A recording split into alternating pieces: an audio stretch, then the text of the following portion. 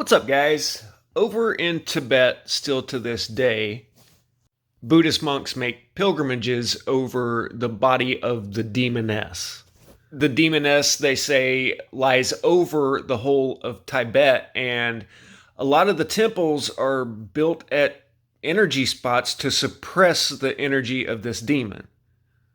So we're going to talk about that. We're going to talk about this documentary where just one guy followed along with this Buddhist nun, Annie, as she searches all over Tibet for the secret yogas. They even come across a witness that had seen another nun that knew these secret yogas dissolve into a light body as she passed just a couple weeks prior to them being there. So it's pretty cool. The true Buddhists are on a different level than us. It's not even so much that they're striving for their own enlightenment, which they are, but it's also to better help everyone and to alleviate suffering in the world. So I've always had a lot of respect for Buddhism in that regard. And, with reincarnation, I think it's probably a thing. That's something I'll probably do a whole video on soon, so I won't get into it too deep here. But just imagine if everybody in the world knew for a fact that they were going to get reincarnated. Would that change the way the world operates?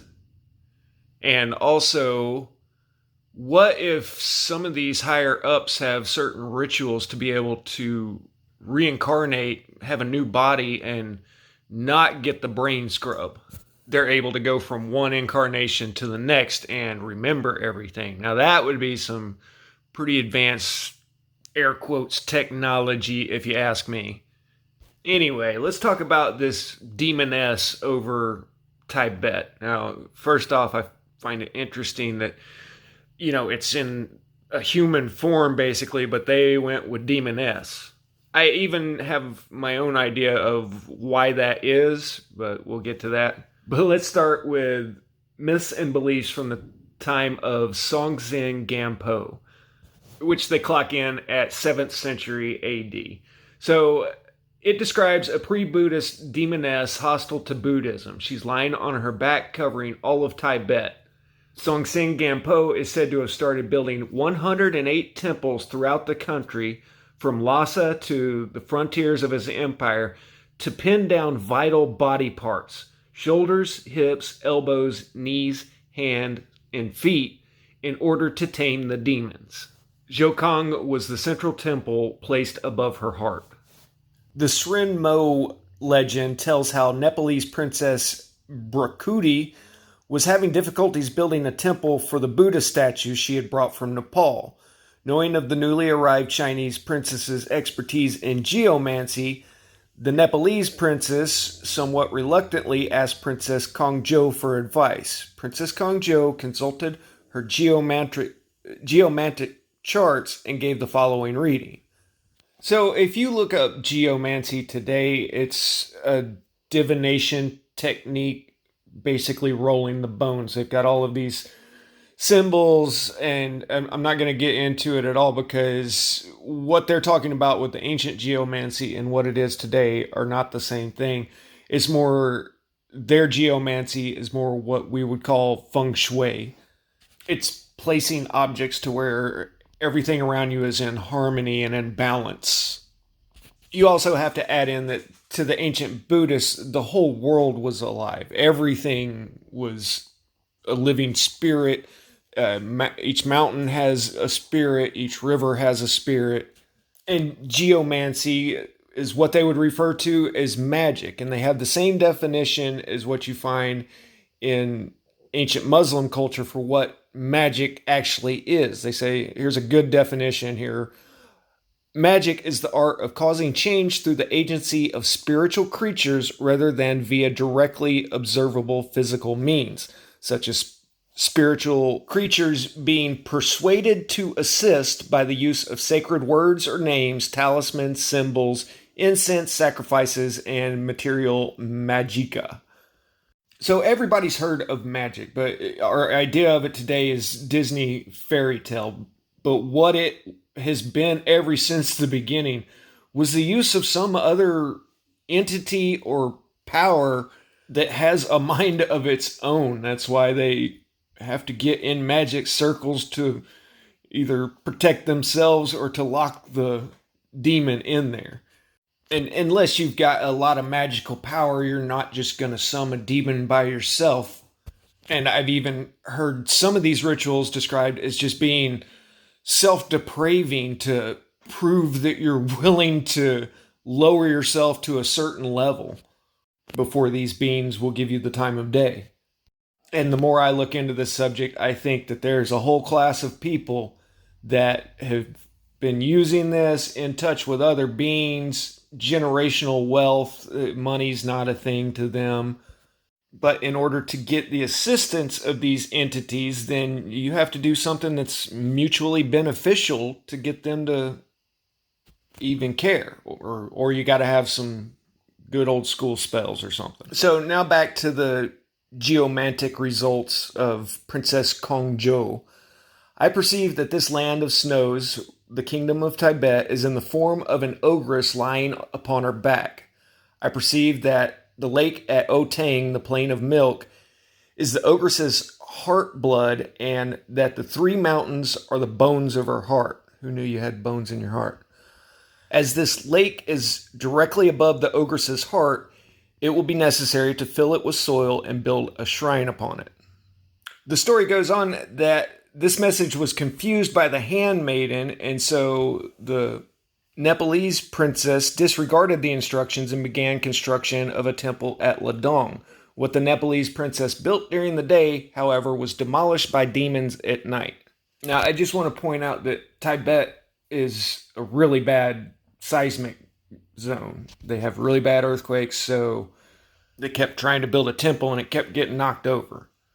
A little bit of magic later, and she was led back to the same lake that the Chinese princess had told her to build the temple on, and she, quote, beheld in the water a 9-terrace stupa composed of various rays of light. Everything in the lake was connected by a web of light radiating out from it. Now, I always think that there's something to these old legends. So, did she literally see a physical light light up a lake, or was it a spiritual light? Was it spiritual entities causing this, or aliens? Or was it the king under the world, or whatever his name was, that Nicholas Rourke was talking about? There's all kinds of legends of Shambhala being an entrance to the inner earth kingdom being in Tibet. So whatever actually did occur, that was the impetus for this, who knows? But they did decide to build their most holy of temples out in the middle of a lake.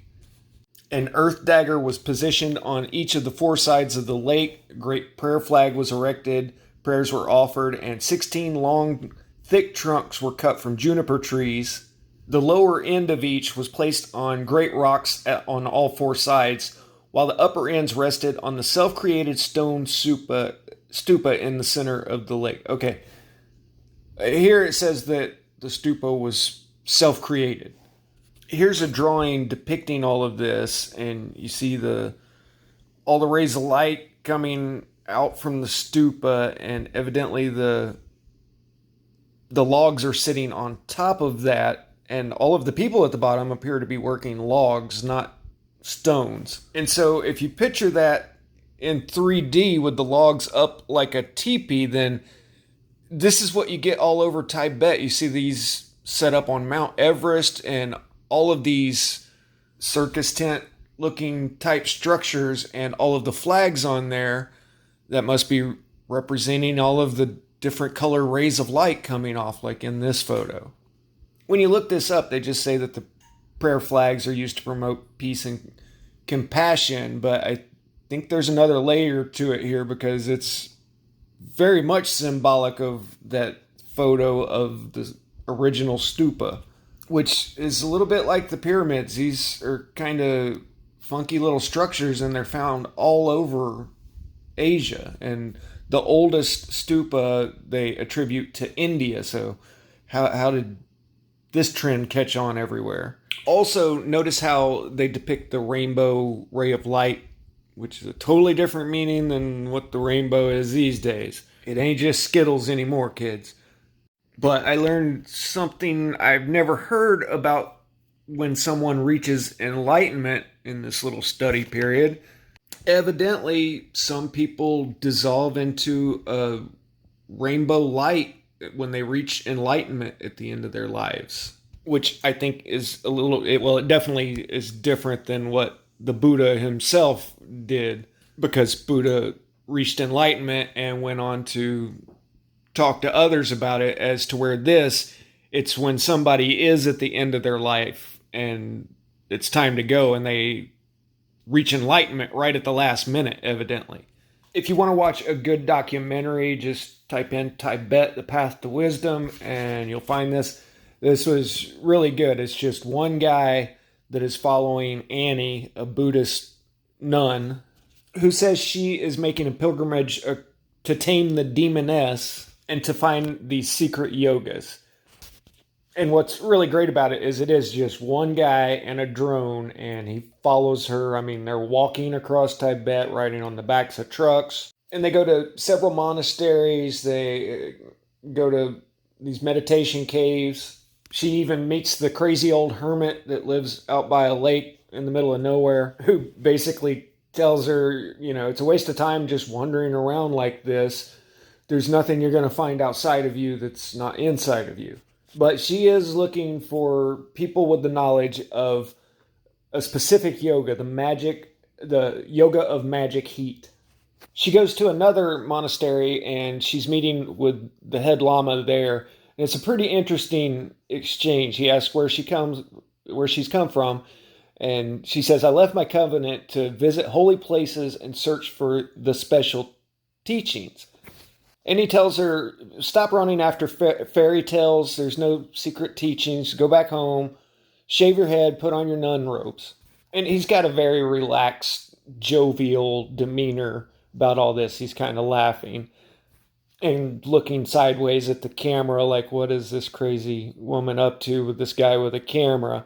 And, he just shakes his head and says, you're not ready for secret yogas.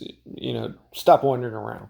Then she tells him that her convent used to be famous for the transmission of the secret yogas, and now, due to the double CP interference, she doesn't have the freedoms like they have over in this area where they're at now. He tells her, if you like our province, then, you can stay here, but you got to stop wandering around, girl. Then he's laughing and says, you talk of freedom. What freedom? If you're looking for freedom in this world, you better learn to speak Chinese. And then more seriously says, if you want freedom from this world, then you better go sit in a cave. Then she says that, well, back home, the local authorities won't let us sit for more than 30 minutes in a meditation cave. And keep in mind, these guys do meditations for weeks sometimes. Then after this whole exchange of him saying, no, you need to quit wandering around, he says, well, okay, if you're really determined about learning the secret yogas, then go to Gabe Chek. It's the only convent in Tibet that still upholds these teachings. It's built on a special spot where the Earth's energies rise to the surface, and legends say it corresponds to the head of the Demoness. So it was kind of cool because he was definitely playing coy at first and sized her up, and then finally he says, well, okay, you can go over here, and they still know the teachings. And then, just like something out of the movies, he gives a warning saying, the place is especially suited for this practice of the yoga of magic heat, but there's a price to be paid. Those of pure of heart can achieve supreme awakening in this very lifetime, which can take thousands, but the non-virtuous fall into madness. Now, about this cave being a special place with special energies, everybody's felt a bad vibe before.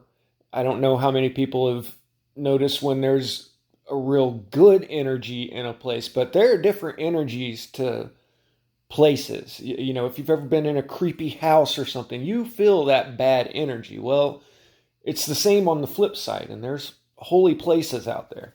And I do think that there's energies in us and in this world that we're completely lacking in our modern scientific understanding of the world. It's just been stomped out of us.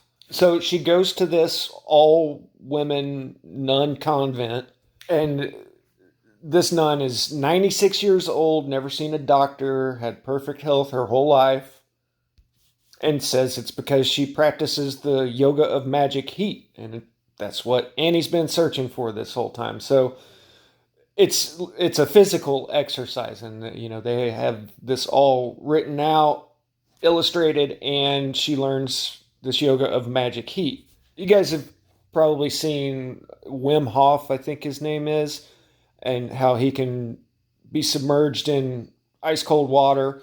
Well, what these ladies do up here is soak their towels in water and then dry it with their own body heat.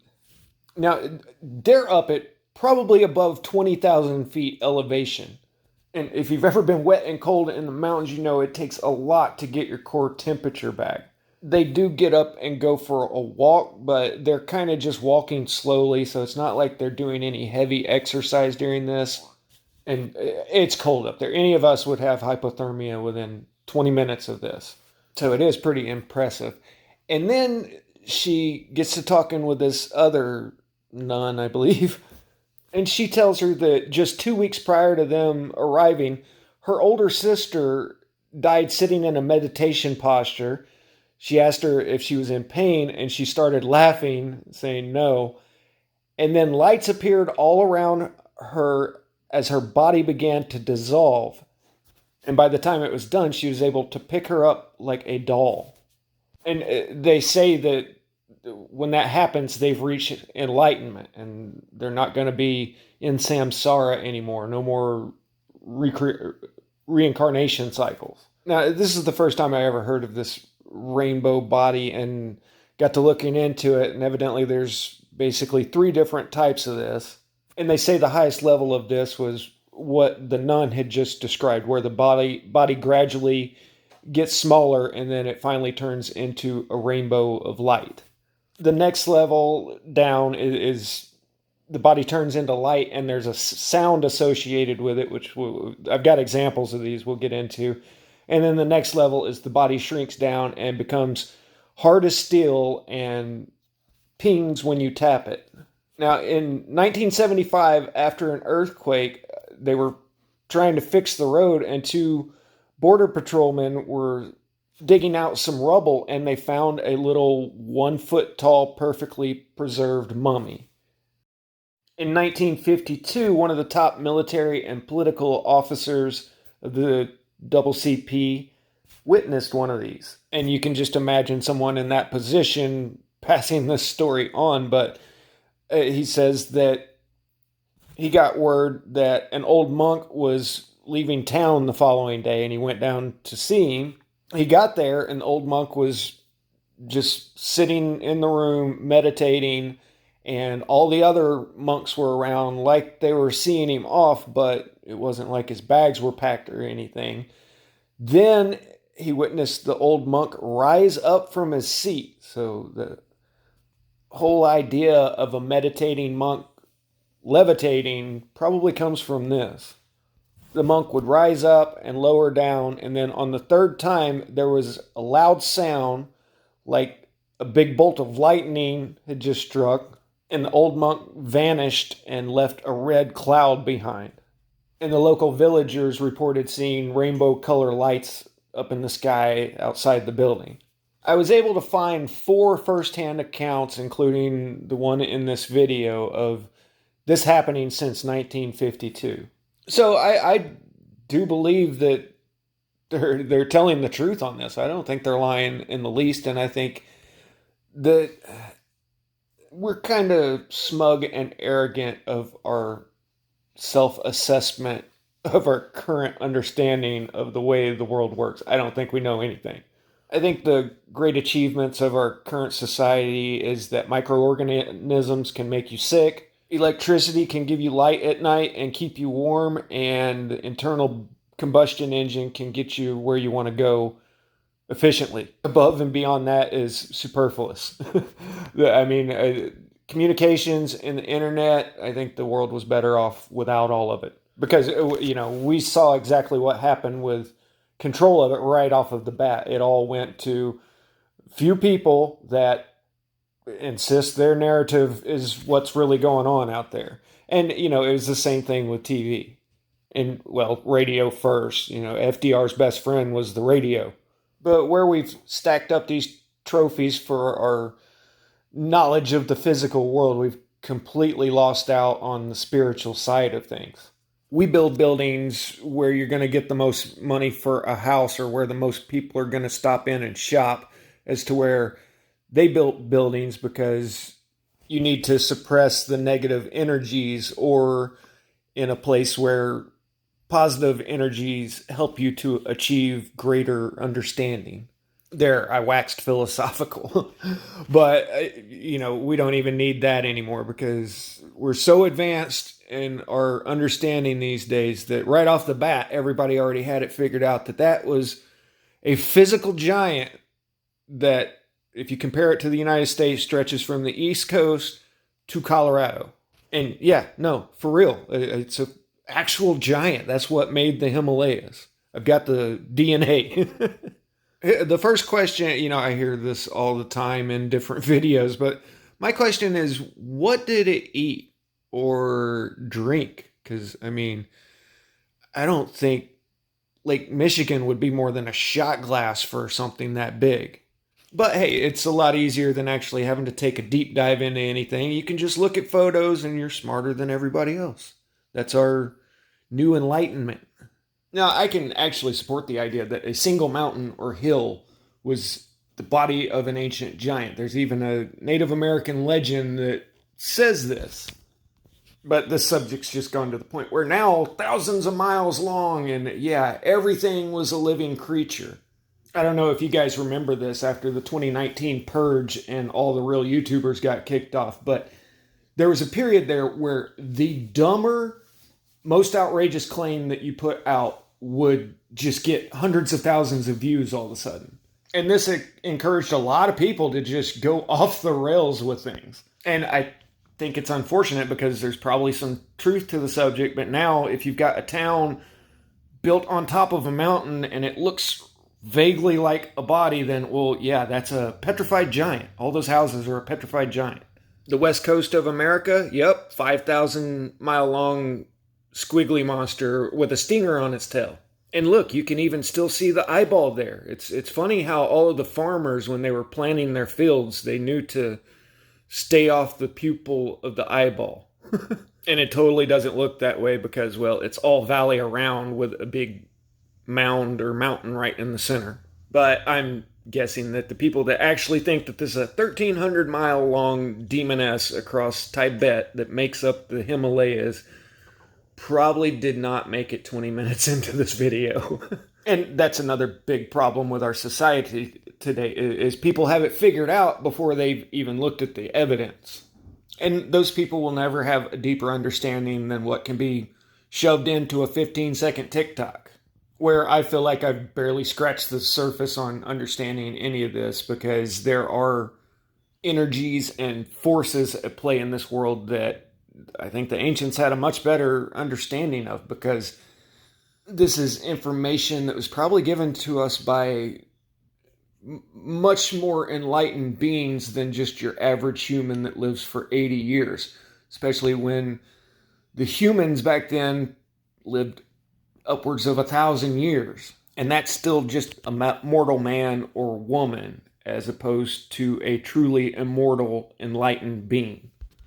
Immortality is a terrifying concept to me. If you were to ask me if I wanted to fall off of a cliff tomorrow or become immortal tomorrow, I would probably take the cliff. And anybody who's actually sat down and truly thought about what it would mean to be immortal in your present condition should be terrified. But anyway, that's a very deep subject that I'm not going into right now. But I do want to talk about the idea of reincarnation in a video pretty soon. So I'll catch you guys in. Static out.